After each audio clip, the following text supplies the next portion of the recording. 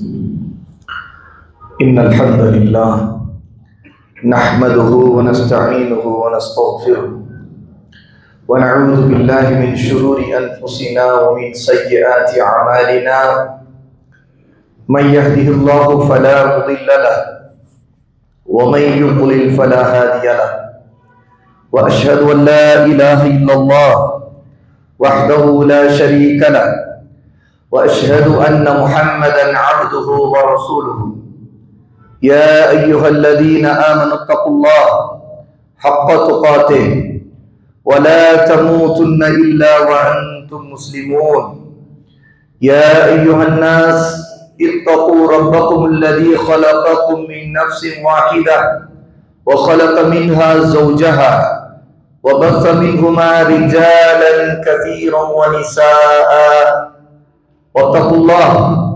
الذي تساءلون به والأرحام إن الله كان عليكم رقيبا يا أيها الذين آمنوا اتقوا الله وقولوا قولا سديدا يصلح لكم أعمالكم ويغفر لكم ذنوبكم ومن يطع الله ورسوله فقد فاز فوزا عظيما أما بعد فإن أصدق الحديث كتاب الله وأحسن الهدي هدي محمد صلى الله عليه وسلم وشر الأمور محدثاتها وكل محدثة بدعة وكل بدعة ضلالة وكل ضلالة في النار. எல்லா புகழும் அல்லாஹ்வுக்கே உரியது. அவனையே புகழ்கிறோம், அவனிடமே உதவி தேடுகிறோம், அவனிடமே பாவ மன்னிப்பையும் கேட்கிறோம். நம்முடைய கெட்ட எண்ணங்களை விட்டு கெட்ட செயல்களை விட்டு அல்லாஹ்விடம் பாதுகாவல் தேடுகிறோம். அல்லாஹ் யாருக்கு நேர்வழி காட்டி விட்டானோ அவர்களை வழிகெடுப்பவர்கள் யாரும் இல்லை. அல்லாஹ் யாரை வழிகேட்டில் விட்டு விட்டானோ அவர்களுக்கு நேர்வழி காட்டுபவர்கள் யாரும் இல்லை. வணக்கத்திற்குரிய இறைவன் அல்லாஹ்வை தவிர வேறு யாரும் இல்லை. அவன் தனித்தவன், அவனுக்கு இணை துணை யாரும் இல்லை என்று நான் சாட்சி சொல்கிறேன். முஹம்மது ஸல்லல்லாஹு அலைஹி வஆலிஹி வஸல்லம் அல்லாஹ்வுடைய ஒரு தூதர், அல்லாஹ்வுடைய ஒரு அடிமை என்றும் நான் சாட்சி சொல்கிறேன். அன்பிற்குரியவர்களே, அல்லாஹ்வின் அடியார்களே, பெரியோர்களே, சகோதர சகோதரிகளே, இதா ஜாஅ ஷஹ்ரு ரமதான் ஃபுத்திஹத் அப்வாபுஸ் ஸமா வகுல்லிகத் அப்வாபு ஜஹன்னம் வசுல்சிலத்திஷ் ஷயாத்தீன்.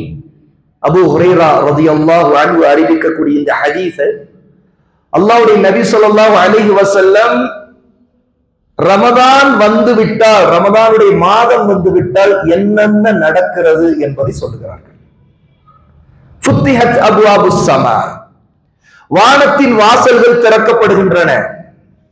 வகுல்லிகத் அப்வாபு ஜஹன்னம், ஜஹன்னம் என்ற நரகத்தின் வாசல்கள் மூடப்படுகின்றன. வசுல்சிலத்திஷ் ஷயாத்தீன், ஷைத்தான்களுக்கு சங்கிலிகளை கொண்டு விலங்குகள் இடப்படுகின்றன, விலங்கிடப்பட்டு முடக்கப்படுகின்றன.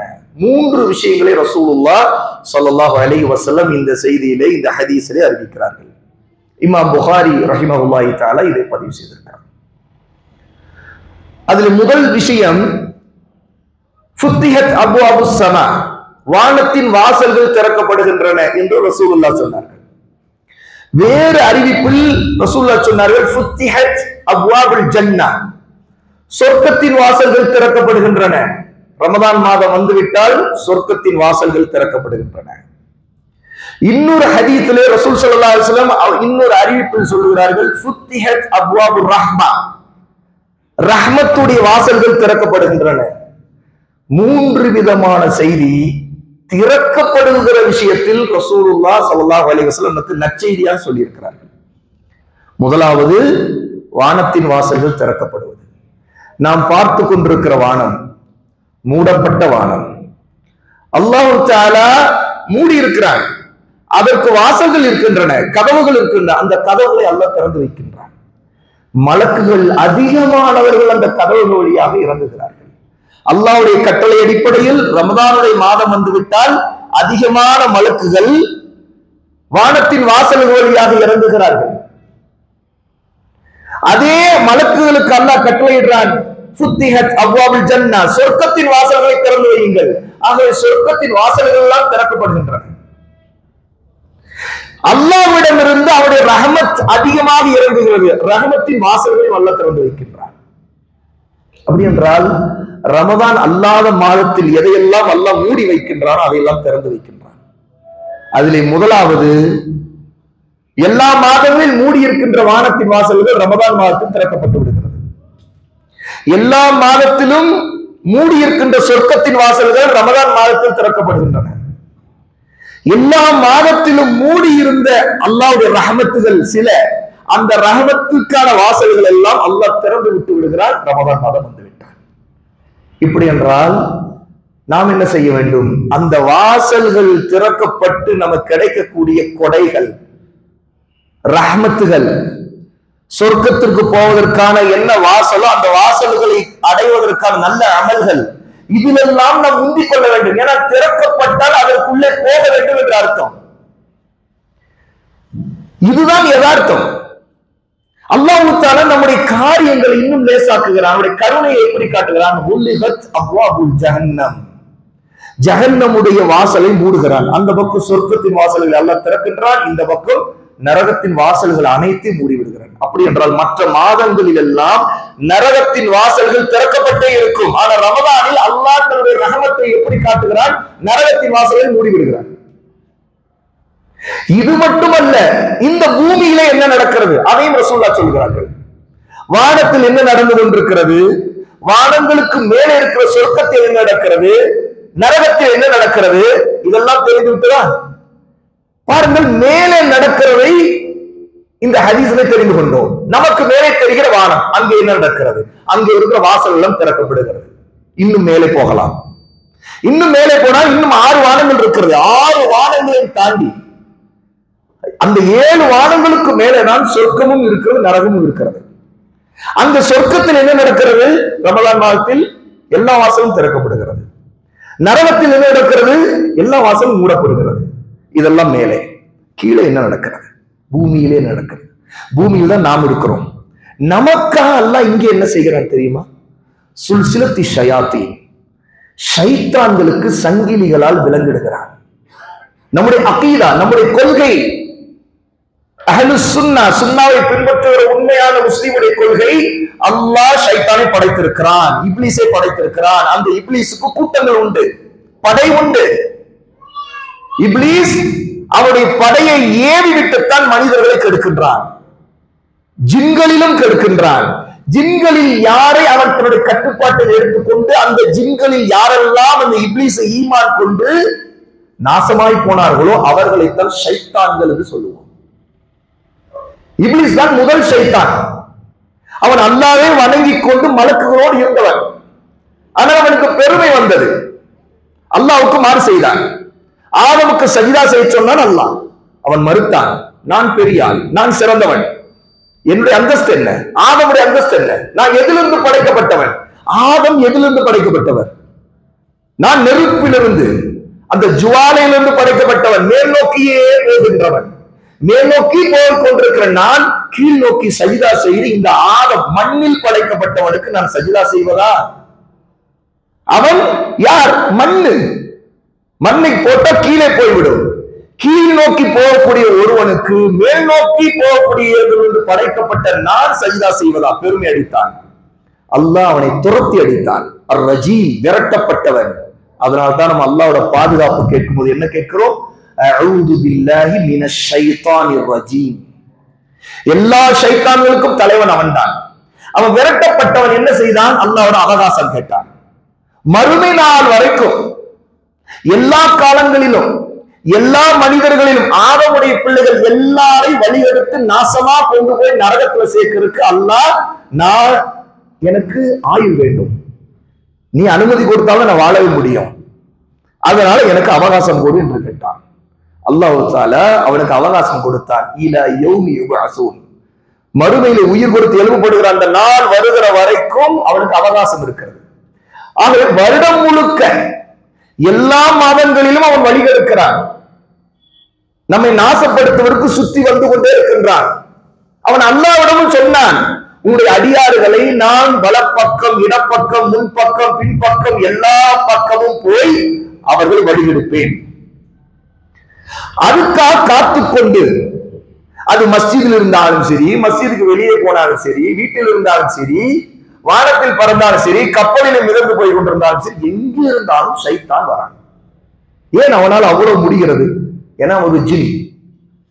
ஜின்களை ஈமான் கொள்வது, ஜின்களை அல்லாஹ் படைத்திருக்கிறார் என்று ஈமான் கொள்வது நம்முடைய அக்கீதா. அவர்கள் கண்களுக்கு தெரிய மாட்டார்கள், நெருப்பிலிருந்து படைக்கப்பட்டவர்கள், அவர்கள் வேகமாக பறக்கக்கூடியவர்கள், அவர்கள் பூமியில எங்கு வேண்டாலும் போவார்கள்.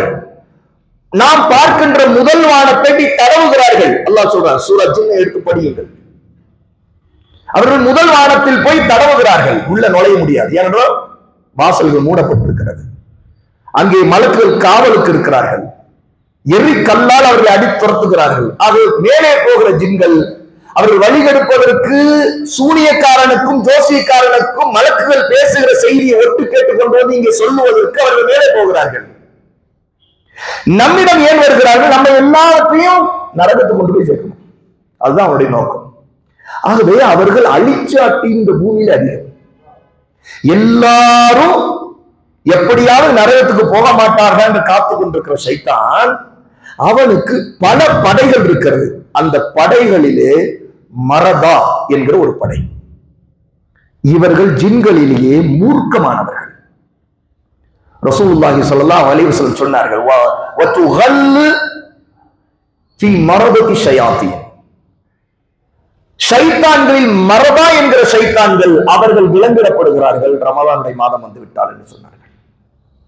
இமாம் திர்மிதி ரஹ்மஹுல்லாஹி தஆலா பதிவு செய்திருக்கிற இந்த ஹதீஸிலே விலங்கிடப்படுகிற ஷைத்தான்கள் இந்த ஜின்களிலே எந்த வகையிலான ஜின்கள் விலங்கிடப்படுகிறார்கள்? மரதா. மரதா என்று சொன்னால் மூர்க்கமானவர்கள், முரட்டுத்தனமானவர்கள். மற்ற காலங்களில் எல்லாம் அவர்கள் சுதந்திரமாக மனிதர்களை வழிகெடுப்பதற்கு, நரகத்தில் தள்ளுவதற்கு வேகமாக வேலை செய்து கொண்டிருக்கிறவர்கள். ஆனால் ரமதான் மாதம் வந்துவிட்டால் அவர்கள் சங்கிலிகளால் விலங்கிடப்படுகிறார்கள்.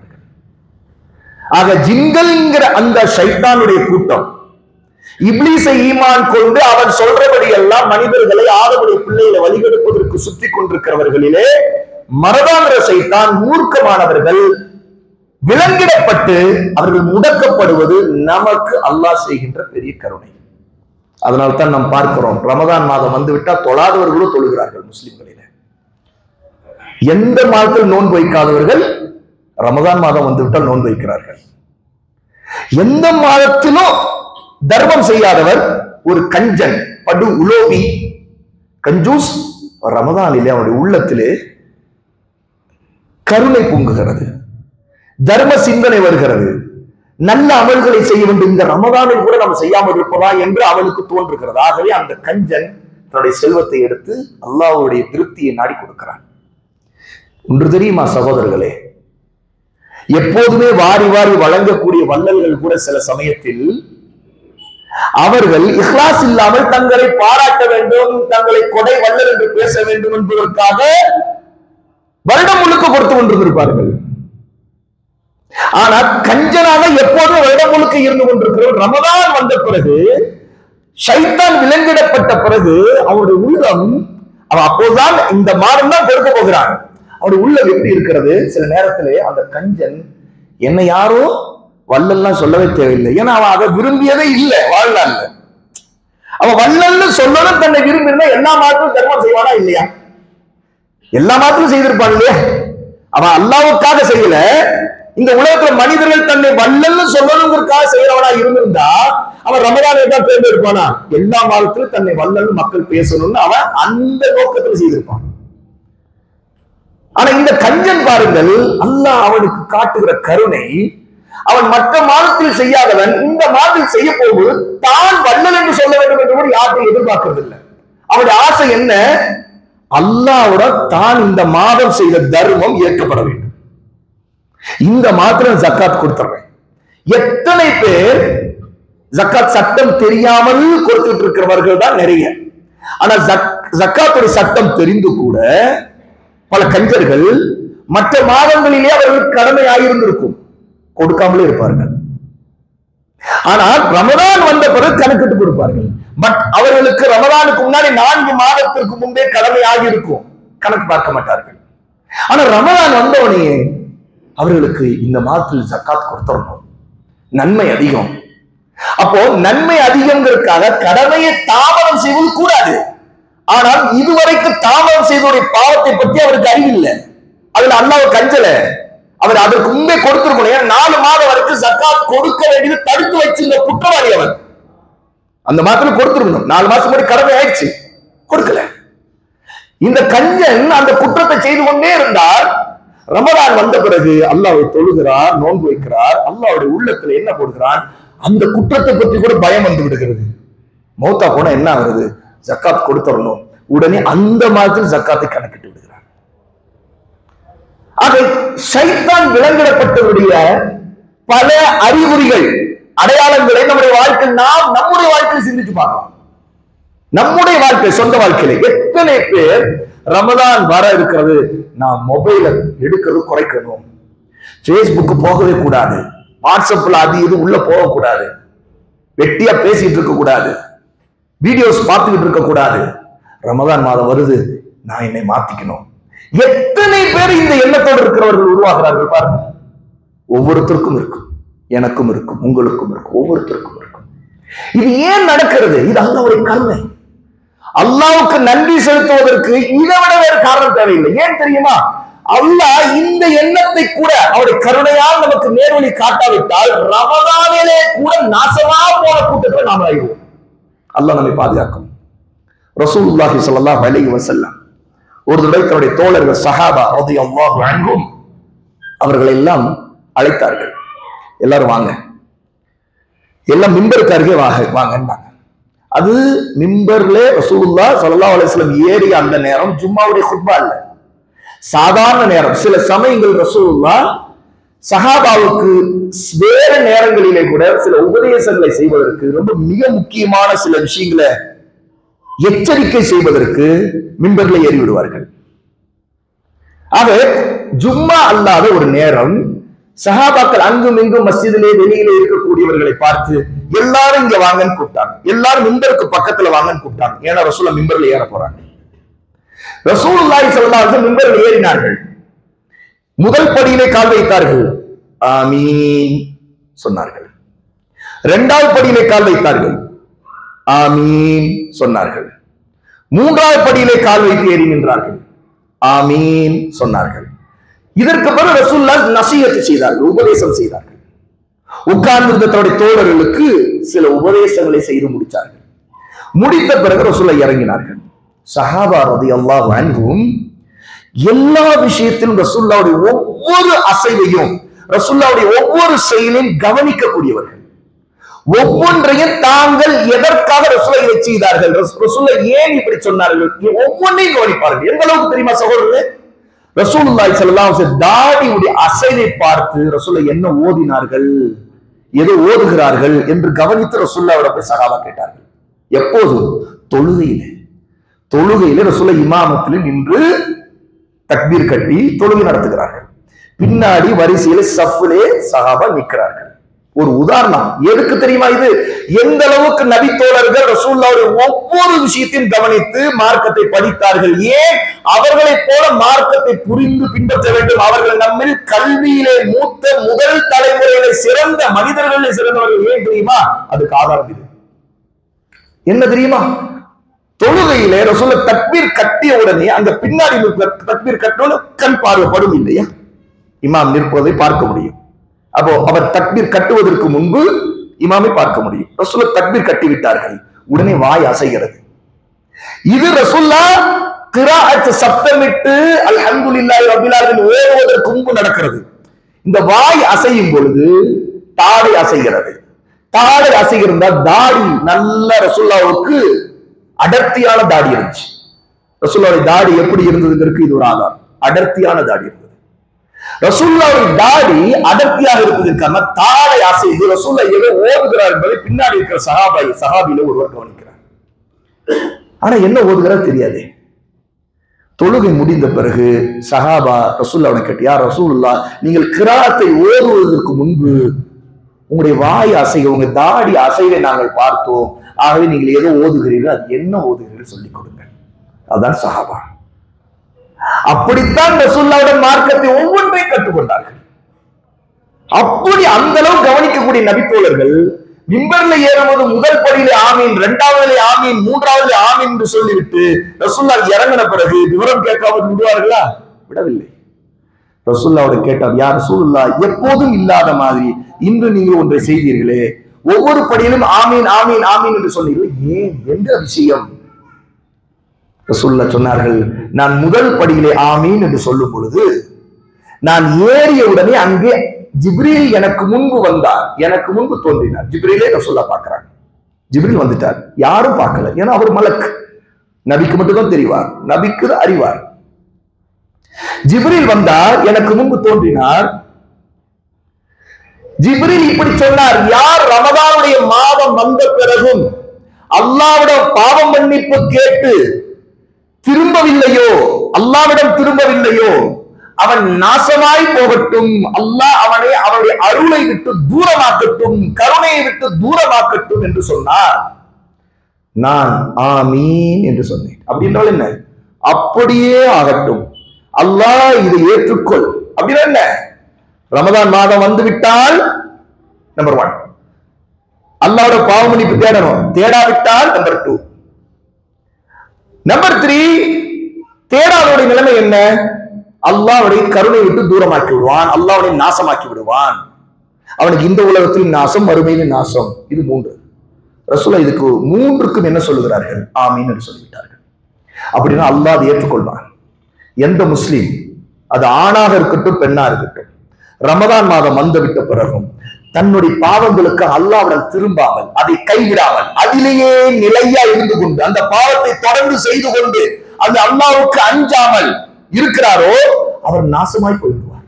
இதுக்கு மலக்குகளின் தலைவர் துஆ செய்கிறார், நபிமார்களின் தலைவர் ஆமீன் சொல்லுகிறார். அதுதான் இங்கு செய்தி. சகோதரர்களே, அல்லாஹ்வின் அடியார்களே, பெரியோர்களே, சிறுவர்களே, இளைஞர்களே, பெண்களே, கேட்டுக்கொள்ளுங்கள். அல்லாஹ் நம்மை காப்பாற்ற வேண்டும். ரமதான் மாதம் வருவது நமக்கு மிகப்பெரிய சந்தோஷம் தான். எதுக்கு தெரியுமா சந்தோஷப்பட வேண்டும்? நாம் தௌபா செய்வதற்கு, அல்லாஹ்வுடன் திரும்புவதற்கு, நம்முடைய பாவங்களை எல்லாம் விட்டு விடுவதற்கு, அந்த பாவங்களை வெறுப்பதற்கு, நம்முடைய நிலைமையில் இருக்கிற குறைகளை திருத்துவதற்கு, நம்முடைய வாழ்க்கையை மாற்றுவதற்கு இது ஒரு வாய்ப்பு.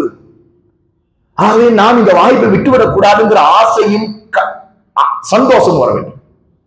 ஏன் என்று கேட்டால் இந்த துஆவிலே இது ஒரு லாயனத். இது துஆங்கிறத விட பத்வா. ஜிப்ரீல் பத்வா செய்கிறார், ரசூலுல்லாஹ் ஸல்லல்லாஹு அலைஹி வஸல்லம் ஆமீன் சொல்கிறார். சரியா?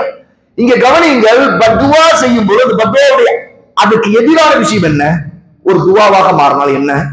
அதாவது ரமதான் மாதம் வந்து ஒருத்தர் அல்லாஹ்விடம் பாவ மன்னிப்பு கேட்டு திரும்பி தன்னுடைய பாவங்களை எல்லாம் விட்டு விட்டால் அல்லாஹ்வுடைய கருணையை, அருளை அடைவார் என்று அர்த்தம். அப்படி செய்யாவிட்டால் அல்லாஹ் அவனுடைய கருணையை விட்டு அவரை தூரமாக்கி விடுவான், சபித்து விடுவான் என்று அர்த்தம். அப்படின்னா சாபம் நமக்கு வேண்டுமா, அல்லாஹ்விடம் இருக்கிற அருள் வேண்டுமா? ஒருவன் சாபம் எனக்கு வேண்டாம், ஜிப்ரீலுடைய சாபம் வேண்டாம், நபியுடைய ஆமீன் இதுக்கு எனக்கு வேண்டாம், நான் அதில் வந்துவிடக் கூடாது என்று பயந்தால் முதலில் ரமதான் வருகிறது என்று நினைத்த உடனே அவருக்கு என்ன தெரியுமா தோணணும்? நாம என்னென்ன பாவம் செய்திருக்கிறோம், நம்முடைய வாழ்க்கை எப்படி போயிட்டு இருக்குது, நான் பேச்சில் என்னென்ன பாவங்களை செய்து கொண்டிருக்கிறேன், புறம் பேசுகிறேனா, பொய் பேசுகிறேனா, அவதூறு பேசுகிறேனா, கெட்டதை பேசுகிறேனா, ஆத்திரத்திலே வாயில வரக்கூடாது வருகிறதா, என் குணம் இப்படி இருக்கிறதா, இப்படி நடந்துக்கிறேனா, என் பார்வை எப்படி இருக்கு, நான் பார்க்கறது பார்க்க கூடாது பார்த்துக்கிட்டு இருக்கிறேனா, கேட்க கூடாது கேட்டுக்கொண்டிருக்கிறேனா, அப்ப இதெல்லாம் ஹராம் இல்லையா, இதெல்லாம் பாவம் இல்லையா, நான் இது செய்யக்கூடாது இல்லையா, என்னுடைய வியாபாரம் இப்படி இருக்கிறது, இந்த வியாபாரம் இவ்வளவு நாளா இப்படியே நான் ஹராமான வியாபாரத்தை செய்துட்டு இருக்கேன், அல்லது ஹலாலிலே ஹராமை கலக்குகிறேன், நான் ஏமாத்துகிறேன், குற்றாட்டம் செய்கிறேன், பொய் சொல்றேன், இப்படிப்பட்ட வியாபாரம் இது ஹராம்னு எனக்கு நல்லா தெரியும், இதுக்கு நான் உதவுகிறேன்னு தெரியும், இந்த வியாபாரத்தை நான் செய்யலாமா? அல்லாஹ், நான் ரமதான் வந்த பிறகு நான் திருந்தணுமே, நான் திருந்தாம போனா நாசமாயிருவேனே, அல்லாஹ்வோட நான் திரும்பறதுக்கான வாய்ப்பாச்சே, அல்லாஹ் எனக்கு இந்த ஹயாத்தை, இந்த வாழ்க்கையை கொடுத்திருக்கிறானே, போன வருஷம் இருந்தவங்க இந்த வருஷம் இல்லையே, அவங்களுடைய லிஸ்ட்ல நான் இருந்ததுன்னா இன்னும் நான் திரும்ப கூட வாய்ப்பெல்லாம் போயிருக்குமே, அல்லாஹ் எனக்கு ரமதானை கொடுக்கிறானே அப்படின்ற இந்த ரமதான் எனக்கு முக்கியமானது, அடுத்த ரமதான் எனக்கு இருக்குமா இருக்கான்னு தெரியாது. ரமதான் முழுக்க முக்கியமானது. முதல் நாள் முக்கியம், 2வது நாள் முக்கியம். ஏன்னா முதல் நாள் இருந்தோம் 2வது நாள் கூட மூத்தா போகலாம், 2வது நாள் இருந்து 3வது நாள் மூத்தா போகலாம், 10 நாளைக்கு பிறகு இருந்து மூத்தா போகலாம், ரமதானோட மூத்தா போயிடலாம். அப்படி என்றால் ஒரு ரமதானுடைய ஒரு நாள் கிடைப்பது இருக்குது, அந்த மாதத்தில் கிடைத்த அந்த வாய்ப்பை ஒருவன் அந்த ஒரு நாளை மிஸ் பண்ணுகிறான்னா அவன் அந்த முந்தைய மாதங்களில் அந்த வருஷத்தில் அந்த ஆயுளிலே எல்லாத்தையும் நாசமாக்கிட்டான் அர்த்தம். அல்லாஹ் பாதுகாக்கணும். நம்ம சிந்தியுங்கள், யோசியுங்கள் சகோதரர்களே, பெரியோர்களே. யாரும் எனக்கு எது சொன்னாலும் நான் இப்படிதான் கேட்பேன், இப்படிதான் போவேன், நான் இப்படிதான் இருப்பேன், நாங்களும் மாற மாட்டோம்.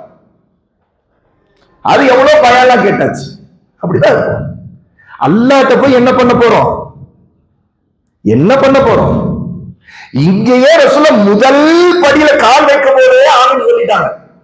இந்த துஆவை கவனிங்க, இந்த பதுவாவை 3வது ரசூலுல்லாஹ் ஆமீன் சொன்னது இல்லை. இது முதல் ஆமீன் எதுக்குன்னா நமக்கு நல்ல புத்தி வரணுங்கிறது தகுந்த மாதிரி அல்லாஹ் தஆலா வஹீ இப்படி இறக்கிறான். ஜிப்ரீல் முதல்ல கேட்டது எதுக்காக?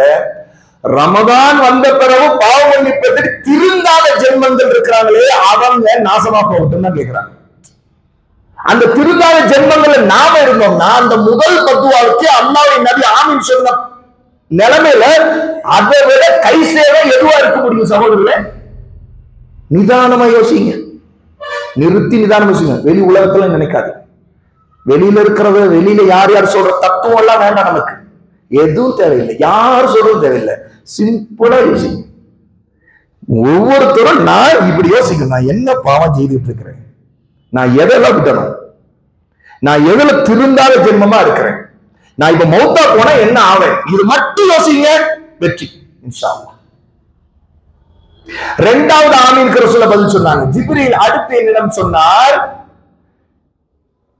நபியே முஹம்மத், உங்களுடைய பெயர் சொல்லப்பட்ட பிறகு ஸலவாத் சொல்லாமல் இருந்தானே அவனை அல்லாஹ் தூரமாக்கட்டும், அவருடைய அருளை விட்டு கருணை விட்டு நாசமா போகட்டும் சொல்றாங்க. ரசூலுல்லாஹ் ஆமீன் சொன்னாங்க. ஆகவேதான் ரசூலுல்லாஹ்வுடைய பேரை முதல் தடவை கேட்கும் போது ஒரு தடவை தான் ஸலவாத் சொல்லணும் ஸல்லல்லாஹு அலைஹி வஸல்லம். அடுத்தடுத்து சொல்றது சுன்னah. ஒருத்தன் ஒரு தடவை கூட சொல்லாமலே மௌத்தா போனான்னு வாழ்க்கையில அல்லாஹ் அவனை கருணை விட்டு தூரமாக்கிறான். அவன் ஒரு ஈமான் உள்ளவனா இருக்க முடியுமா? ஒரு தடவை கூட ரசூலுல்லாஹ்வுக்கு ஸலவாத் சொல்லாம. ஆனால் பாருங்கள், ஒரு பெரிய சந்தோஷமான விஷயம் என்ன தெரியுமா? சகோதரர்களே கேளுங்கள், யாரெல்லாம் தொழுகையாளர்களோ அவர்களுக்கு தான் இந்த நற்செய்தி. யாரெல்லாம் அல்லாஹ் தொழுகிறாங்களோ அவங்க எப்பவுமே ஒவ்வொரு தொழுகையிலும் ஸலவாத் சொல்லுவாங்க. ஏன்? அத்தஹியாத்துக்கா உட்கார்ந்த உடனேயே நம்ம முதல்ல அத்தஹியாத் ஓதும் போது ரசூலுல்லாஹ்வின் மீது சலாம் சொல்லிடுறோம். அஸ்ஸலாமு அலைக யா அய்யுஹன் நபி, நபி அவர்களே உங்கள் மீது சலாம் உண்டாகட்டும் இருக்கு. அதை முடிச்ச உடனே நம்ம என்ன சொல்லுவோம்? அல்லாஹும்ம ஸல்லி அலா முஹம்மதின் வ அலா ஆலி முஹம்மதின். ஒவ்வொரு தொழுகையும் சொல்றோம்.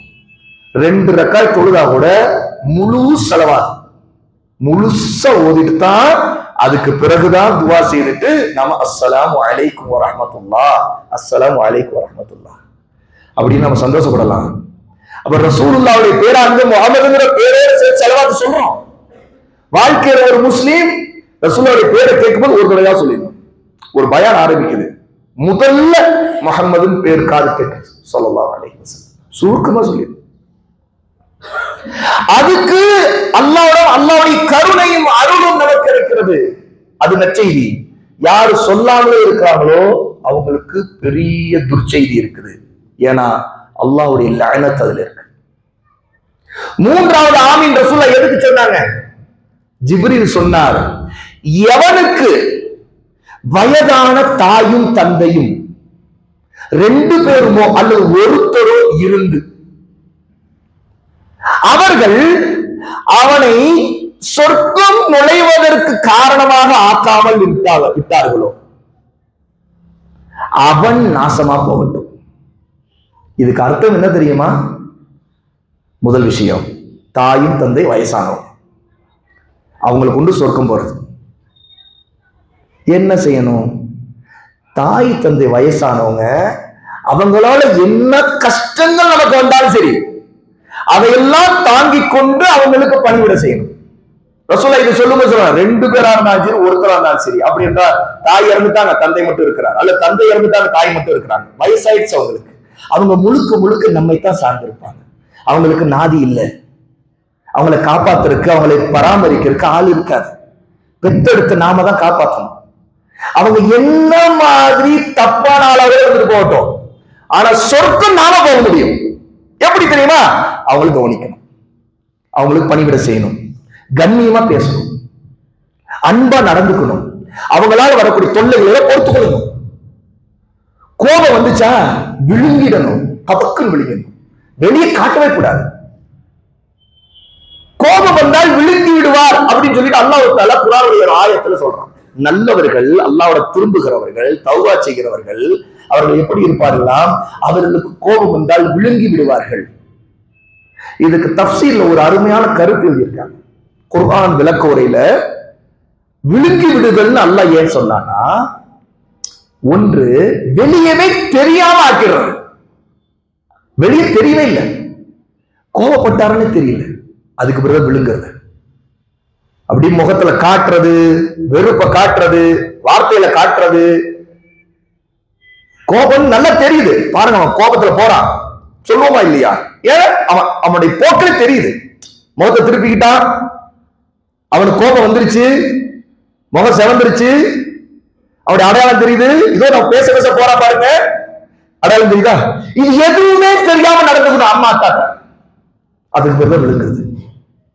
அப்படின்னா வயசான அந்த தாய்க்கு தந்தைக்கு என்ன நினைச்சிட்டு இருப்பாங்கன்னா, நம்ம புள்ள வந்து நம்ம எப்படி கவனிக்கிற, கோபமே வர மாட்டேங்குமா, என் புள்ள எவ்வளவு அருமையான புள்ள தெரியுமா, எத்தனையோ எங்களால் அவனுக்கு பிரச்சனை இருக்கு, தொல்லை இருக்கு, நாங்களும் எதையாவது பேசிட்டு இருக்கிறோம், அவனுக்கு ஏதாவது சொல்லிட்டு இருக்கிறோம், அவனுக்கு அது டார்ச்சராகவும் தெரியுது, எல்லாம் இருக்குது, என்ன செய்யுது, எங்க வயசுக்கு நாங்க இப்படிலாம் எங்களுக்கு ஏதோ தோணுது, நாங்க ஏதோ பேசிட்டு இருக்கிறோம்.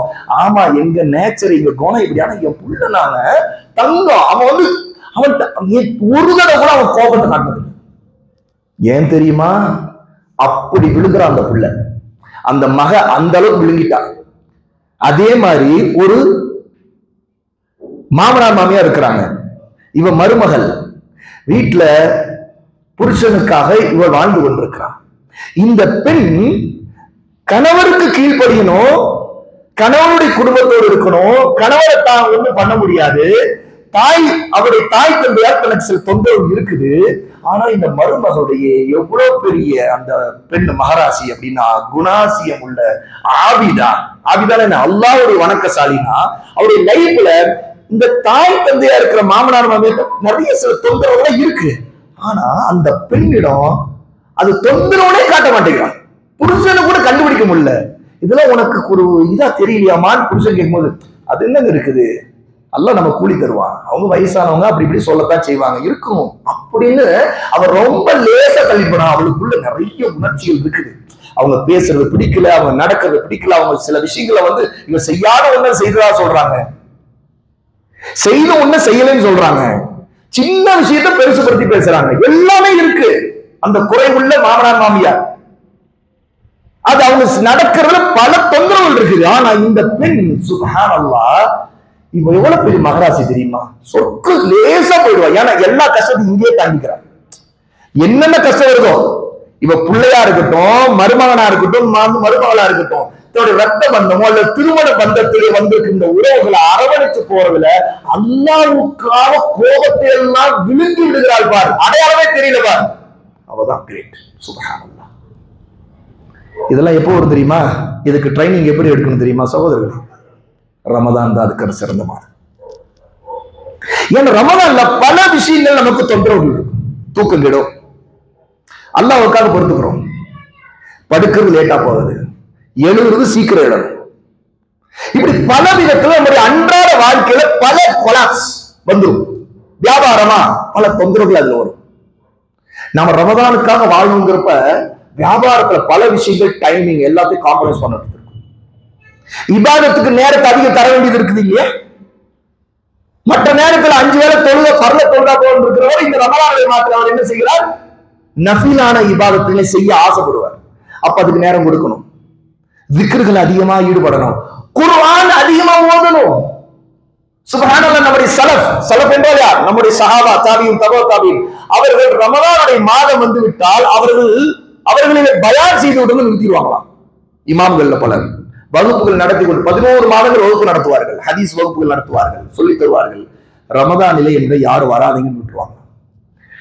இதுவரைக்கும் 11 மாசம் படிச்சீங்க, அதை போய் அமல் செய்கின்றுவாங்க. நான் உங்களுக்கு சொல்லி கொடுத்து நான் ரமலான் நான் அமல் செய்யணும்ப்பா, நீங்க என்னை விட்டுரு அப்படின்ட்டுருவாங்க. ஆனா நம்முடைய நிலைமை தலைகீழா இருக்குது. நம்முடைய நிலைமை என்ன? 11 மாசம் இல்மு படிக்கல, இபாதத் இல்ல. ரமலான் மாதத்துல இபாதத்து. அவங்க என்னன்னா 11 மாசம் இபாதத் செய்துகிட்டே இருந்து அமல் செய்துகிட்டு இருந்து இல்ம கொண்டு படிச்சுக்கிட்டே இருந்தத ரொம்ப ஆக்ரோஷமா முழு வீச்சோடு முழு வேகத்தோடு முழு சக்தியை ஒருங்கிணைத்து திரட்டி ரமலான்ல கொட்டுவாங்க. சுப்ஹானல்லாஹ். நாமனா ரமலான் வந்து ரொம்ப டல்லாயிரும். பண்றது நம்மளுக்கு ரொம்ப அற்பமான சொற்பமான பலவீனமான அமல். பலவீனமான ஈமானுக்கு பலவீனமான அமல் தான் வரும். ஏன் அமல்ல பலவீனம்? நமக்கு ஈமானே பலவீனம், பாவங்கள் நிறைய. அப்போ அந்த ரமதான்ல பலவீனமான ஈமானுக்கு பலவீனமான அமல் செய்யறதுக்கு அல்லாஹ் பாதுகாக்க நம்முடைய இஹ்லாஸை பாதுகாக்கிறது பெரும்பாடா இருக்கு. நம்முடைய இஹ்லாஸ் அப்படியே ஒருத்தர் நோன்பு வச்சுட்டாருன்னா அப்படியே உதவி காய வச்சு காட்டுறது, அப்படி சோர்வு காட்டுறது. நோன்புல ரொம்ப சோர்வா இருக்குது. ஒருத்தர் நைட் எல்லாம் ஒரு தொழுது இருக்கு, நைட் எல்லாம் தொழுதுட்டு இருக்கிறோம்ல, அதனால ரொம்ப இதா இருக்கு. உள்ள மனசுல ஒரு பூரிப்பு. என்ன பூரிப்பு?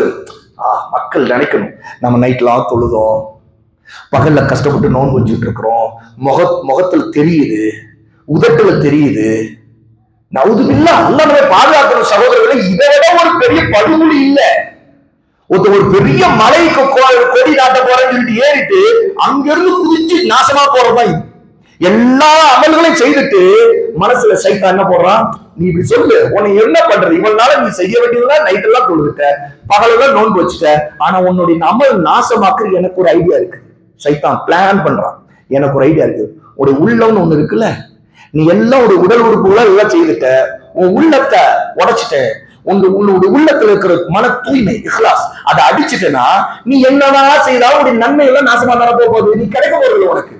சைத்தானுக்கு அவ்வளவு தெளிவு. அவன் பெரிய அறிவாளி, அவன் பெரிய அறிவாளி. அத்தனை கோடி கோடி கோடி கோடி மக்கள் எல்லாம் நாசமாக்கணும். அவனுக்கு எவ்வளவு அறிவு இருக்கும்? மறுவே நாள் வர்ற வரைக்கும் அவன் படைக்கப்பட்ட நாள் இருந்து பூமிக்கு ஆதம் அலைஹிஸ்ஸலாம் இறக்கப்பட்ட நாள் இருக்கிறாங்க. சும்மா இல்ல, எல்லா மனைவிகளையும் பார்த்துட்டான், எல்லா புருஷனையும் பார்த்துட்டான், எல்லா பிள்ளைங்களையும் பார்த்துட்டான், எல்லா ரவுடிகளையும் பார்த்துட்டான், எல்லா கொடுக்கோளர்களை பார்த்துட்டான், எல்லா அநியாயக்காரர்களை பார்த்துட்டான், எல்லா பித்தலாட்டுக்காரர்களையும் பார்த்துட்டான். அப்படிப்பட்டவனுக்கு தெரியாதா ஒருத்தன் எவ்வளவுதான் நல்ல அமல் செய்தாலும் அவனை எப்படி கவுக்கணும், எப்படி அவனை குளிதோடி புதைக்கணும், அவனுடைய அமல்கள் எல்லாம் எப்படி நாசமா போகணும்னு அவனுக்கு தெரியாதா? தெரியும். சிம்பிள் தான்.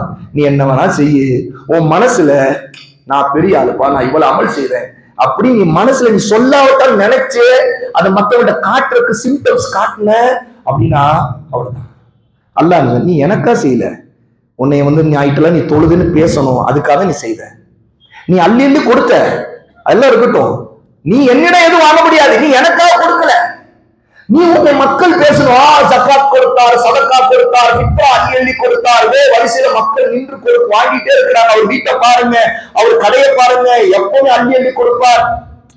அவன்கிட்ட போங்க, நீ நம்ம பேர் சொல்லி அனுப்புப்பா, நான் கொடுக்குறேன். ஓ அப்படியா, அவன்கிட்ட போப்பா, அவர் கொடுப்பாரு. வந்துட்டாரு, நான் எல்லாம் கொடுத்துட்டேன்ப்பா, அல்லாஹ் உண்டெல்லாம் கொடுக்குவான், நான் பார்த்துக்கலாம். இல்ல இல்ல அல்லாஹ், நான் உனக்கா செய்யறேன். இந்த மனிதர்கள் இவங்க என்னை அப்படியே திசை திருப்பி விட்டுறக்கூடாது. சைத்தான் என்னை பாதுகாத்து, சைத்தான் விட்டு அல்லாஹ் என்னை நீ பாதுகாத்து நம்ம பயப்பட வேண்டியிருக்கு சகோதரர்களே. அப்போ அதுல ரொம்ப ஈஸியா சொர்க்கம் போறதுக்கு ஒரு வழி இருக்கு ரமதான்ல. அதுதான் 3வது படியில ரசூல் ஸல்லல்லாஹு அலைஹி வஸல்லம் கால் வைக்கும் போது சொன்னது. தாய் தந்தை இருக்கிறாங்கல்ல, நமக்கு வயசானவங்களை பத்தி ரசூல் அங்க சொன்னாங்க. வயசானவங்களுக்கு நம்ம அவங்களை கொண்டு சொர்க்கம் போலாங்கும் போது வயசு குறைவா இருக்கிற தாய் தந்தைக்கு நன்மை செய்யறது இன்னும் இலகு. ஏன்னா அவங்க பலவீனங்கள் அதிகம் இல்லாதவங்க. வயசு குறைவா இருக்கக்கூடிய ஆற்றல் உள்ள தாய் தந்தை அவங்க அவங்க வேலையை சுயமா செய்ய முடியும். அப்படிங்கும்போது அவங்களுக்கு பணிவிடை செய்வதற்கு பாரு, ஒருத்தருக்கு சக்தி இருக்குது, அவங்களுக்கே பணிவிடை செய்யணும். அது எவ்வளவு நன்மை. அப்போ சகோதரர்களே சகோதரிகளே தெரிந்து கொள்ளுங்கள், ரமதானிலே மறக்கக்கூடாத விஷயம் இது. உங்கள் தாய் தந்தையை நீங்கள் ரமதானிலே ஸ்பெஷலா கவனிங்க. வயசானவங்களை ரொம்ப ரொம்ப ஸ்பெஷலா கவனிங்க. உண்மையிலேயே அவங்களுக்கு என்ன பணிவிடை செய்யுங்களோ அது கிரேட். அது அல்லாஹ்வுக்கு செய்கின்ற கடமைகளுக்கு அடுத்து மிகச்சிறந்த கடமை தாய் தந்தையை பேணுவது. ரமதான் வந்தா நமக்கு என்ன நோன்பு ஞாபகம் வருது, தொழுகை ஞாபகம் வருது, குர்ஆன் ஞாபகம் வருது. ஏன் அம்மா அப்பா ஞாபகம் வருதில்லை? இந்த ஹதீஸை நம்ம விளங்கல சகோதரர்களே. இந்த ஹதீஸுடைய ஆழத்தை விளங்கல. ஸலவாத் ஞாபகம் வரணும் அதிகம். இந்த ஹதீஸுடைய ஆழம் அது. ஏன்னா ரசூல் ஸல்லல்லாஹு அலைஹி வஸல்லம் முதல்ல ரமதானுடைய பாவ மன்னிப்புக்கு சொல்றாங்க, அடுத்து ஸலவாத்தை சொல்றாங்க, அடுத்து தாய் தந்தைக்கு நன்மை செய்யறத கொண்டு ஒரு மனிதன் சொர்க்கம் போறத சொல்றாங்க. அப்போ தாயும் தந்தை வயதானவர்கள் நம்மிடம் இருக்கும்போது அது ஒரு பெரிய வாய்ப்பு. அவங்களுக்கு நன்மை செய்யறது நம்மால முடிஞ்சதெல்லாம் செய்யும் போதெல்லாம் நாம சொர்க்கத்தை ரொம்ப லேசா நெருங்கறதுக்கு வழி. முதல்ல நாம சாப்பிட்டோம் இல்லை, அவங்க சாப்பிட்டாங்களா, அவங்களுக்கு என்ன தேவை. நம்ம நோம்பே வச்சிருக்கலாம், அவங்க சாப்பிட்டாங்களான்னு கேட்கணும். அவங்க முடியாதவங்களா இருப்பாங்க, அவங்க நோன்பை கடமையாகாதவங்களா இருப்பாங்க, ஃபித்யா கொடுக்க வேண்டியவங்களா இருப்பாங்க, நோன்பு வைக்க முடியாது, நிரந்தர நோயாளியா இருப்பார், முடியாதவரா இருப்பார். அல்ல அவங்களை மன்னிக்கலாம். ஒரு நோன்புக்கு பகரமா ஒரு ஏழைக்கு உணவு கொடுத்துட்டா முடிஞ்சு போச்சு. முடியல, அவர் நோன்பே வைக்கல, நாம நோன்பு வச்சிருக்கிறோம். நல்ல கவனிங்க சகோதரர்களே, நோன்பு வச்சிருக்கிற இந்த மனிதன், அல்லாஹ்வுக்காக நோன்பு வச்சிருக்கிறவன், தான் அம்மா அத்தா சாப்பிட்டாங்கன்னு கேட்காத அளவுக்கு அவங்களை பத்தி பொருட்படுத்தாம இருக்கிறான் என்றால் அவன் எவ்வளவு பெரிய மோசமானவன் தெரியுமா? இவன் நோன்பு கொண்டு சொர்க்கம் போயிடுவானா? போக முடியாது. அல்லாஹ் நாளை கேட்பான், அவங்க நோன்பு வைக்கலதான், ஆனா நீ சாப்பிட்டியான்னு கேட்டியா அப்படின்னு கேட்பான். அவங்களை கண்டுக்காதவனா நீ இருந்துட்டு என்கிட்ட வந்து நீ சொர்க்கம் கேட்கிறியான்னு கேட்பான் சகோதரர்களே. அப்ப ரமதான் வந்து விட்டால் மற்றவெல்லாம் ஞாபகம் எப்பவுமே வரும். நோன்பு ஞாபகம் வரும், என்ன ஞாபகம் வரும்? நான் நைட்டு தொழுக தராவி தொழுக ஞாபகம் வரும், லைலத்துல் ஞாபகம், ஏத்திகாப் ஞாபகம் வரும். ஏத்திகாப் என்னங்க? ஏத்திகாப் ஒருத்தருக்கு தாய் தந்த வயசானவங்க இருக்கிறாங்க, அவங்களை கவனிக்க வேண்டியது அவன் கூட இருந்தா ஆனவன். ஏத்திகாப் ஒண்ணுமே இல்லை, ஏத்திகாப் ஒண்ணுமே இல்லை. ஏத்திகாப்புடைய நன்மையை விட அந்த தாய் தந்தை அவன் பேணி பாதுகாத்து அவங்களுக்கு உதவுறான் பாருங்க, அவனுக்கு அவங்களுக்கு பணிவிடை செய்யறான் பாருங்க, அது ஏத்திகாவுடைய நன்மையில அற்பம், அற்பம். அது மகத்தானது. ரசூலுல்லாஹ் ஜிஹாதுக்கே சொன்னாங்க, ஜிஹாதுக்கே சொன்னாங்க. ஒருத்தர் வந்து ஜிஹாதுக்கு பேர் கொடுக்கிறார், அது நஃபிலான ஜிஹாத். யார் ரசூலுல்லாஹ் என் பேரை விதிக்குங்க, நான் எப்போ தயாரா இருக்கிறேன். ரசூலுல்லாஹ் கேட்டாங்க, சரிப்பா உன் வீட்டு நிலவரம் என்ன, உனக்கு அம்மா அத்தால இருக்கிறாங்களா? ஆமா இருக்காங்க. என்ன நிலையில இருக்கிறாங்க? வயசானவங்க. நீ அவங்கள போய் பணிவிடை செய்து அந்த ஜிஹாது செய்யணும். ஏன்னா அது ஒரு ஜிஹாது தான் சகோதரர்களே. நம்ம விட மூத்தவங்க பல நேரம் நமக்கு தொல்லைகள் இருக்கும், ஜிஹாது செய்யணும். ஜிஹாதுங்கிறது என்ன? இது ஜிஹாத். ஜிஹாதுனாவே வாழை எடுத்து வாழை வீசுறதா ஜிஹாதுன்னு நினைச்சிட்டு இருக்கோம் பாருங்க. ரசூலுல்லாஹ் இந்த ஜிஹாதுங்கிற வார்த்தையை உன் அம்மாவுக்கு அத்தாவுக்கு இந்த வயசானவங்களுக்கு நீ பணிவிடை செய்வதை கொண்டு ஜிஹாது செய்யினாங்க. இந்த ஜிஹாதுக்கு வரவானா நீ திரும்பி போன்னு அனுப்பிவிட்டாங்க. இதுதான் ரமதான் வந்துவிட்டால் முதல் மறக்கக்கூடாத படிப்பினைகளில் ஒன்று. அல்லாஹ் தஆலா நம் அனைவரையும் பாதுகாப்பானாக.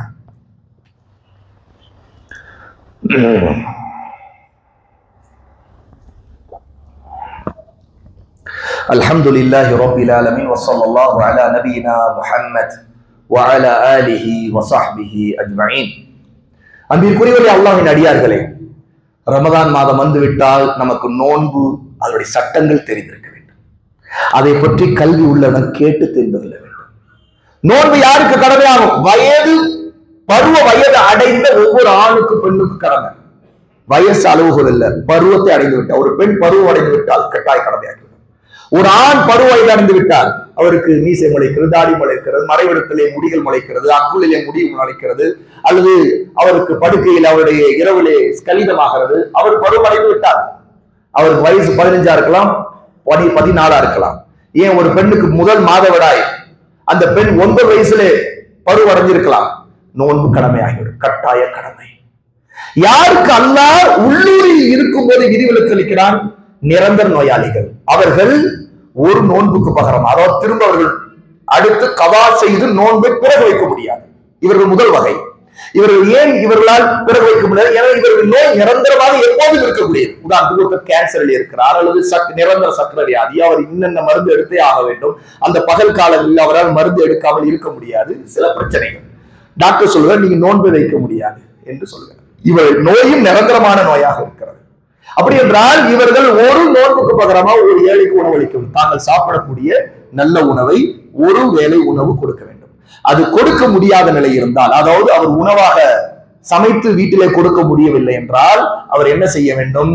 550 கிராம் கோதுமையோ அல்லது அரிசியோ, குறைந்தபட்சம் 550 கிராம் ஒரு நோன்புக்கு பகரமாக. அப்படி என்றால் அது 600 கிராம் கூடுதலாகவும் இருக்கலாம், ஒரு கிலோவே அவர் கொடுக்கலாம், அது அவருடைய விருப்பம். ஆனால் அவர் எத்தனை நோன்புகள் அவரால் அப்படி விட வேண்டிய சூழல் வந்துச்சோ, அல்லது போன வருடம் விட்டு இருந்தார், இன்னும் அதுக்கான ஃபித்யா பரிகாரம் அவர் செய்யவில்லை என்றால், ஒவ்வொரு நோன்புக்கும் அந்த போன வருடம் 29 விட்டு இருந்தார் என்றால், அது 30 விட்டு இருந்தார் என்றால், உடனே 30 இன்டூ உதாரணம் 550 கிராம் கோதுமை, நல்ல கோதுமை, அது நல்ல அரிசி, அல்லது 600 கிராம் கணக்கிட்டு அவர் ஒரு மூட்டையாகவோ அல்லது ஒரு ஏழைக்கோ பல ஏழைகளுக்கோ பழுத்து கொடுத்து விட வேண்டும். அல்லது உணவளிக்கலாம். ஒரே நேரத்தில் கூட அவர் பல ஏழைகளை உட்கார வைத்து, உதாரணத்துக்கு ஒரு மாதத்துடைய நோன்புக்குள்ள உணவை, அவர் நல்ல உணவை அவர்களுக்கு வயிறார அந்த ஏழைகளுக்கு தேவை உள்ளவர்களுக்கு அவர் கொடுக்க வேண்டும். இது அல்லாமல் மற்ற நோயாளிகள், அவர்களுக்கு அந்த நேரத்தில் நோய், பிறகு உடல்நிலை சீராகிவிடும், அவர்கள் சில நாள் நோயிலே இருந்தார்கள், அவர்கள் அந்த நோன்பை விட்டு விடலாம். விட்ட நோன்புகளை அவர்கள் கதா செய்ய வேண்டும். நோன்பு காலம் முடிந்த பிறகு எவ்வளவு சீக்கிரம் அந்த நோன்பை வைக்க முடியுமோ மற்ற நாட்களில் அவர் நோன்பு வைக்க வேண்டும். அடுத்து பயணத்தில் இருக்கிறவர், பயணத்தில் இருப்பவரை பொறுத்த வரைக்கும் அவர் விரும்பினால் நோன்பு வைக்கலாம், விரும்பினால் விட்டு விடலாம். சஹாபாவில் 2 சாரார் இருந்தார்கள். ஒரே பயணத்தில் சிலர் நோன்பு வைத்திருப்பார்கள், சிலர் நோன்பு வைக்காமல் இருப்பார்கள். ஒருத்தர் சூழ்நிலை பார்த்து நடந்து கொள்ள வேண்டும். அவரால் நோன்பு வைத்தால் மிகவும் கடினமாகிவிடும், அவர் விடுவதுதான் கடமை, விட்டுவிட வேண்டும். கஷ்டப்படுத்தி வருத்தி கொண்டு நோன்பு வைக்கக்கூடாது. அதே மாதிரி சில நோய்கள், அது நோன்பு வைக்கிறதுக்கு பெரிய பிரச்சனையா இருக்காது, ஆனாலும் சில நோய்களில் இன்னும் பலவீனப்படுவோம். நோன்பு வைத்துக் கொண்டு இருப்போம், பலவீனப்படும் என்றால், இல்லை நான் என்ன ஆனாலும் நோன்பு வைப்பேன்னு சொல்லி முட்டாள்தனமாக பேசக்கூடாது. ஒருத்தருடைய எல்லாமே மோசமா இருக்குது, அவருக்கு ஊசி போட வேண்டியது, மற்ற பிரச்சனைகள்லாம் இருக்குது, டாக்டர் போல மயக்கம் விடுகிறார், இல்ல நான் அல்லாஹ்வுக்காக நோன்பு வைக்கிறேன், அல்ல கூடாது. அல்லாஹ் கொடுக்கிற சதக்கா இது, தர்மம், சலுகை. இந்த சலுகையை பயன்படுத்தி அல்லாஹ்வுக்கு நன்றி செலுத்த வேண்டும். அல்லாஹ் என்னுடைய ரப்பு, என்னுடைய உடம்பு சரியில்லை, எனக்கு விதிவிலக்கு கொடுத்திருக்கிறார், நான் பின்னாடி வைத்துக் கொள்ள சொல்லியிருக்கிறார், அல்லாஹ்வுக்கு நன்றி செலுத்த வேண்டும். அதே மாதிரி மாதவிடாயிலோ அல்லது பிரசவத்தீட்டிலோ இருக்கிற பெண்கள், அவர்களுக்கு நோன்பு அப்போது கடமை அல்ல. பிறகு அவர்கள் அதிலிருந்து, அந்த தீட்டிலிருந்து அவர்கள் சுத்தமான பிறகு அவர்கள் அந்த நோன்பு வைக்க வேண்டும். அது அதிகபட்ச காலம் அடுத்த ரமலான் வருவதற்கு முன்பு வரைக்கும் இருக்கிறது. ஆனால் எவ்வளவு சீக்கிரம் தன்னால் அந்த விடுபட்ட நோன்பை வைக்க முடியுமோ வைத்து விட வேண்டும். ஆனால் கர்ப்பிணி பெண்ணாக பாலூட்டக்கூடிய தாய்மார்களாக இருந்தால் அவர்களுடைய உடல்நிலை, அவர்கள் பாலூட்டினால் பிள்ளைக்கு பிரச்சனை ஆகலாம், அல்லது பால் சுரக்காமல் இருக்கலாம், அல்லது கர்ப்பிணியா இருக்கும் பொழுது நோன்பு தங்களை இன்னும் பலவீனப்படுத்துகிறது என்று அவர்கள் பயந்தால், அப்பொழுது அவர்கள் அந்த நோன்பை திரும்ப வைக்க தேவையில்லை. அவர்கள் அந்த ஒவ்வொரு நோன்புக்கும் பகரமாக ஒரு ஏழைக்கு உணவளிக்க வேண்டும். எப்படி நிரந்தர நோயாளியாக முதுமையின் காரணமாக வைக்க முடியாதவராக இருக்கின்றவருக்கு ஃபித்யா கொடுப்பது கடமையோ, அது போல இந்த பரிகாரம் கர்ப்பிணியாகவோ பாலூட்டக்கூடிய தாய்மாராக இருக்கக்கூடியவர்கள், அவர்களுக்கு 2 நிலை. முதலாவது சிறந்தது என்ன? வைப்பது. அவர்கள் முடிவென்றால் வைப்பதுதான் சிறந்தது. இல்லை அது முடியாது, அது ஒரு பயம் அவர்களுக்கு இருக்கிறது, அல்லது பால் ஊறாமல் ஆயிடலாம், இன்னும் சில பிரச்சனைகள் அவர்கள் உணர்கிறார்கள் என்றால் அவர்கள் கட்டாயம் நிர்பந்திக்கப்படவில்லை, நிர்பந்தம் இல்லை, அவர்கள் விட்டுவிடலாம். அந்த நோன்பை திரும்ப ஒரு மீட்டவும் தேவையில்லை. உதாரணத்துக்கு கர்ப்பிணியா நான் இருந்த போது நோன்பு விட்டு இருந்தேன், அல்லது பால் விட்டு 2 வருஷம் நோன்பை விட்டு விட்டேன் என்றால் கணக்கிடம், அது ஃபித்யா கொடுக்காமல் இருப்பது கூடாது, ஃபித்யா கொடுத்து விட வேண்டும். ஆக இந்த அடிப்படை சட்டங்களையும் இன்னும் பல விஷயங்களையும் சகோதரர்களே, நாம் சந்தேகம் வரும்போதெல்லாம் மார்க்க கல்வி உள்ளவங்க, சட்டம் தெரிந்தவர்கள் கேட்டு தெரிந்து கொள்ளணும். இன்னைக்கு நவீன தொழில்நுட்பங்கள் வந்துவிட்டது. சில சட்டங்களை வீடியோக்கள் மூலமாக அல்லது ஆடியோக்கள் மூலமாக உலமாக்களுடைய வகுப்புகள் மூலமாக படித்துக் கொள்ளலாம். ஆகவே அந்த மாதிரி வாய்ப்புகளை தேடி அமல் செய்வதற்கான சரியான சட்டத்தை கற்றுக்கொள்ள வேண்டும் சகோதரர்களே. இன்னமல் இல்மு பித்தஅல்லும், நிச்சயமா கல்வி இல்மு என்பது கற்றுக்கொள்வதால் வரும். அப்போது அமல் செய்ய முடியும். தப்பும் தவறுமாக அமல் செய்து கொண்டு நாமளா ஒன்று நினைத்துக் கொண்டு இது சரி அது தப்பு என்று நாமளா நினைத்துக் கொள்வதில்லை. சரியான அஹ்லு சுன்னா சலஃபி அறிஞர்களிடம் வந்து கல்வியை தேடிக்கொள்ளுங்கள், ஆதாரத்தின் அடிப்படையில் கல்வியை தேடிக்கொள்ளுங்கள். அதற்கான ஒரு வாய்ப்பாகவும் ரமதானை பயன்படுத்திக் கொள்ளுங்கள். அல்லாஹ்வுடைய அடியார்களே, ஆகவே ரமதான் வந்து விட்டால் நம்முடைய மனநிலை எல்லாம் ரமதானில் இருக்கிற சுவையான உணவுகள், நல்ல கஞ்சி, அதுல எந்த பள்ளிவாசல கைமா கஞ்சி போடுறாங்க, எங்க சூடாக சமோசாவும் வடையும் வைக்கிறாங்க, எங்க பழங்களும் சேர்த்து வைக்கிறாங்க, குறிப்பா எங்க வந்து பிரியாணி போடுறாங்க, இப்படி எல்லாம் பார்க்க கூடாது. இந்த எதிர்பார்ப்புலாம் நமக்கு இருக்கக்கூடாது. இது முதன்மையானது அல்ல. இதெல்லாம் இந்த உலகத்துடைய துன்யாவுடைய அற்ப சுகங்கள். என நோன்பு அல்லாஹ்வுக்காக வைக்கிறது. நாம் இதை எதையும் எதிர்பார்க்க தேவையில்லை. கிடைத்தால் அல்ஹம்துலில்லாஹ் சாப்பிட்டுக்கலாம், குடிச்சுக்கலாம், கடிச்சுக்கலாம், தப்பில்லை. ஆனா அதை இழக்க வைக்கக்கூடாது. அமல் செய்வதையும், இன்னும் சொல்ல போனா இந்த மாதிரி தின்னுட்டு அமல் செய்ய முடியாம போது பாருங்க, அதுல நாம தான் ஏமாளியும். பல நேரத்தில் நல்லா ஏப்ப விடுறதுக்கு ஏப்பமே வெளியே வர மாட்டேன், எல்லாம் அடைச்சு நாக்காது, ஏப்ப வெளியே வர மாட்டேன். அப்படி சாப்பிட்டுட்டு நான் அமல் செய்ய போறேன், அல்லாஹ் அக்பர், தொழுக முடியுமா? சஜிதா செய்த கூட சந்தேகமா இருக்கு. இப்படி தின்று ஒரு சஜிதா செய்ய வாய் வழியா கூட எல்லாம் வெளியே வந்தாங்க. இப்படி இருக்கிறது இல்லை நோன்பு. ரசூலுல்லாஹ் சஹாபா சலஃப் எப்படி நோன்பு வச்சாங்க பாருங்க. அப்போ அவங்களுடைய வாழ்க்கையில் அவங்களுக்கு இல்ல, அதனாலதான் அப்படி இருந்தாங்கன்னு நினைச்சிட கூடாது. இருந்தாலும் எப்படி சஹாபாவுடைய வாழ்க்கையில் அவருடைய அமலுக்கு எது காரணமா இருந்தா அது நம்முடைய வரணும். ஆக நம்முடைய சோம்பேறித்தனத்துக்கு நல்ல பூஸ்ட் பண்றதெல்லாம் செய்யக்கூடாது. அமலுக்கு பூஸ்ட் பண்றது தான் நம்ம செய்யறதை தவிர திங்கிறதும் குடிக்கிறதும் அதிகமா. சிலருக்கு பகல்ல சாதாரண நாட்கள்ல சகோதரர்களே, இது எவ்வளவு ஒரு கவலைக்கிடமான விஷயம் பாரு. பகல்ல பொதுவா சாப்பிடுறது காலையில் பிரேக்ஃபாஸ்ட், மதிய லஞ்ச், அப்புறம் நைட்டு டின்னர். சரி, நோன்பு காலத்துல என்ன?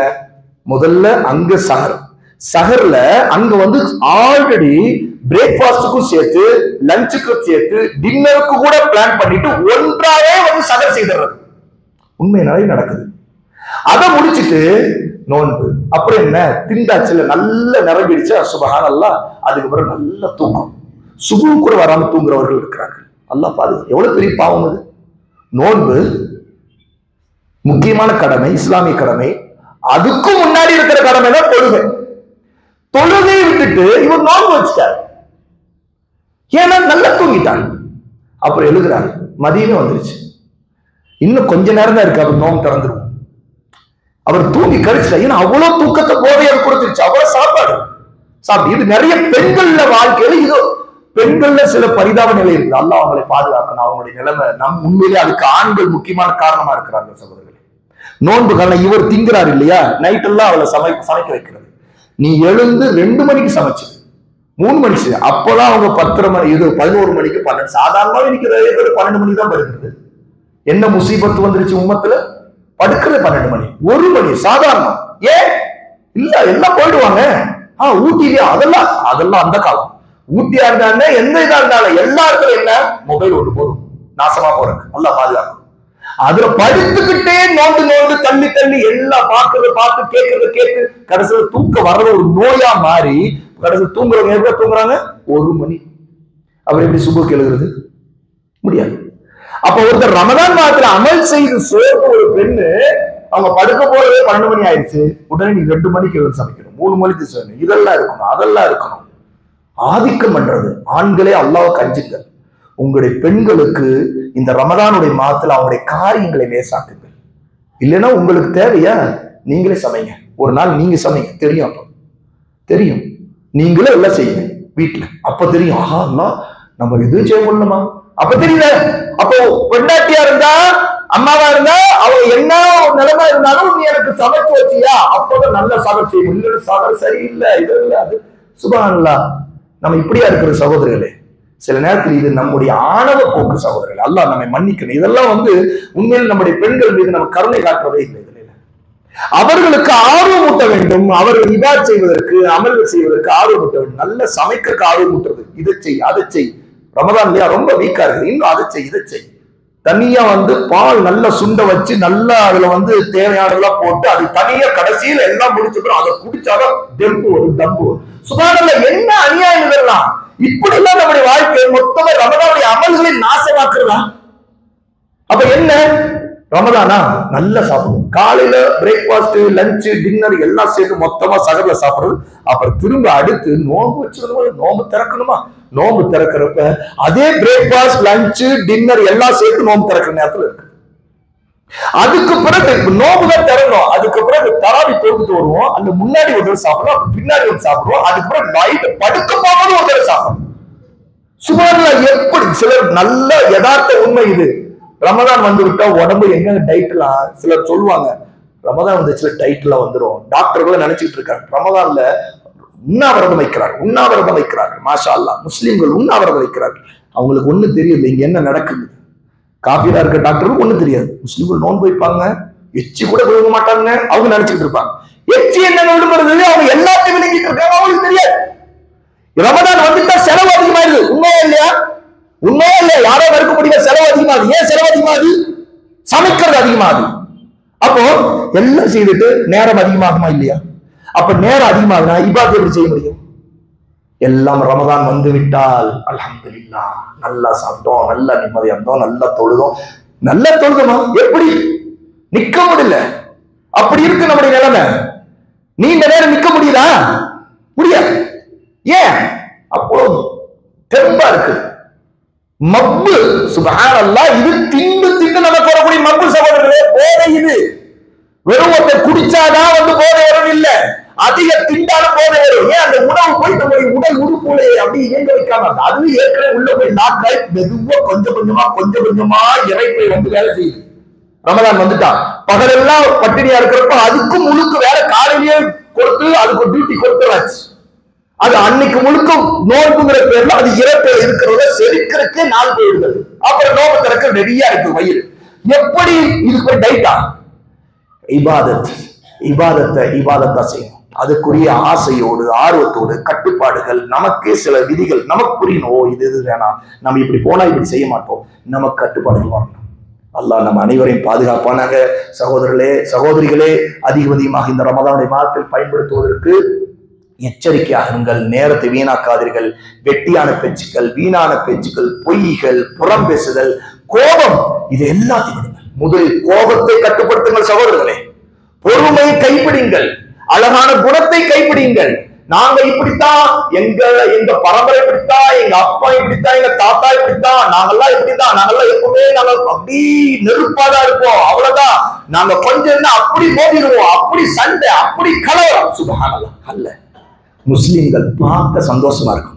முஸ்லிம் குடும்பம் பார்க்க சந்தோஷமா இருக்கணும். முஸ்லிம் உம்மத்து பார்க்க சந்தோஷமா, அவங்களை பார்க்கணும், பேசணும், அவங்களை பழகணும், வரணும் ஆசை. அந்த சகோதரன் 2 வார்த்தை பேசலாம். அவருக்கு பயம், அவர் பக்கத்துல போகாதப்பா, எந்த நேரத்துல எப்படி வெடிப்பாருன்னு தெரியாது. சுப்ஹானல்லாஹ். இதுவா இல்ல, அழகு, கண்ணியம், பேச்சு, பொறுமை, இபாதத் எல்லாத்திலும் அல்லாஹ்வுக்கா வாழக்கூடிய சமுதாயமாக அல்லாஹ் சுப்ஹானஹு வ தஆலா நம் அனைவரையும் ஆக்குவானாக.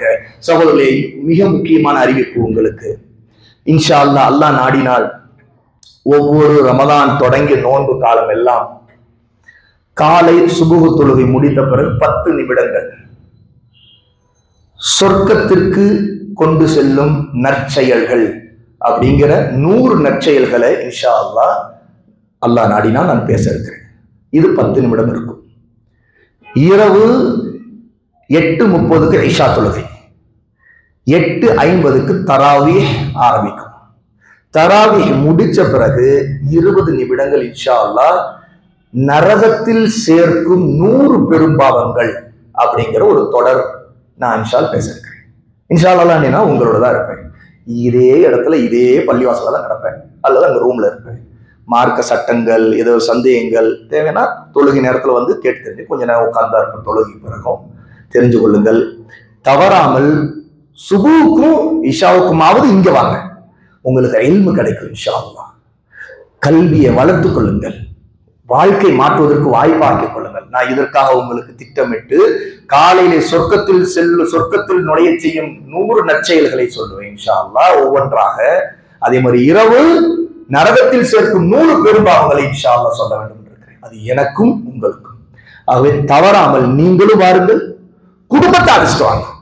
எல்லா நேரத்துக்குமே வாங்க, குடும்பத்தோடு வாங்க. மேல பெண்கள் தொழுகை இடம் இருக்குது, உங்களுக்கு தெரிஞ்ச நண்பர்களுக்கு சொல்லுங்கள், அவங்கள குடும்பத்தோடு வர சொல்லுங்கள். எல்லாரும் வாருங்கள் சகோதரர். நேரங்களை இதுக்காக திட்டமிட்ட நேரம் காலை 10 நிமிடம், இரவு 20 நிமிடம், அரை மணி நேரம் தான் ஒரு நாளைக்கு. ஆகவே அவசியம் வந்து கலந்து கொள்ளுங்கள். அல்லாஹ் தஆலா நம் அனைவரின் நற்செயல்கள் செய்யக்கூடியவர்களாக, பெரும் பாவங்களை விட்டு விலகக்கூடியவர்களாக ஆக்குவானாக. அல்லாஹ் நம்முடைய ரமதானை அவனுக்கு பிடித்தமான ரமதானாக, நம்முடைய குடும்பத்தார் அவனுக்கு பிடித்த குடும்பத்தாராக ஆகுவதற்கு, நம் எல்லோரும் அவனை நெருங்குவதற்கு இந்த ரமதானை அல்லாஹ் ஆக்குவானாக. வ ஆகிர் தஅவானா அனில் ஹம்துலில்லாஹி ரப்பில் ஆலமீன்.